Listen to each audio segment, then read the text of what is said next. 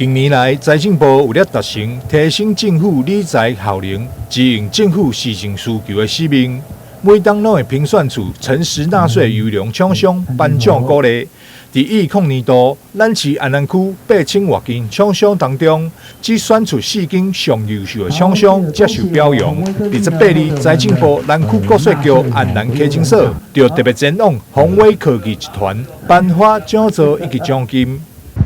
我们看镜头。今天很开心哦，那个台南市的那个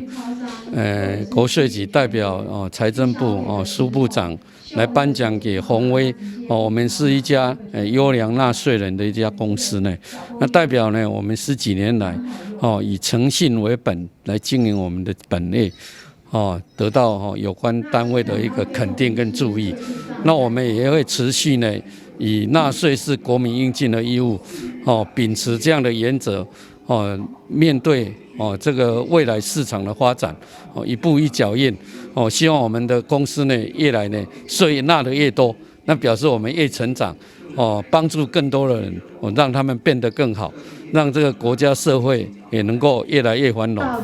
除了颁奖鼓励，财政部南区国税局安南科警所也趁着这次的机会，向宏伟集团同仁宣导云端发票的便利性。我们今天除了来颁发财政部使用发票及优营业人奖项之外，同时也来跟所有的同仁宣导，就是云端发票的方便，还有统一发票兑奖 App 的好处。我们从手机下载统一发票兑奖 App， 并设定领奖账户，就可以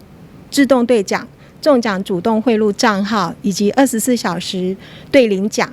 如果再设定小工具，让手机条码直接显示在手机的首页，那我们去商店消费的时候储存发票会更快速。宏伟科技集团自创业以来，便以诚信为首，作为企业5大核心理念。其主要产品远红外线主攻矫正器，并提供10档的保固。终身服务的经营理念，倾向消费者的信任，也因此拍下口碑。集团创办人谢振兴博士表示，诚实纳税是企业应尽的社会责任。集团一直以来就秉持着诚实纳税，全力支持政府。如今深受官方以及大众的肯定，除了感谢外界认可，更要感谢公司所有同仁的努力。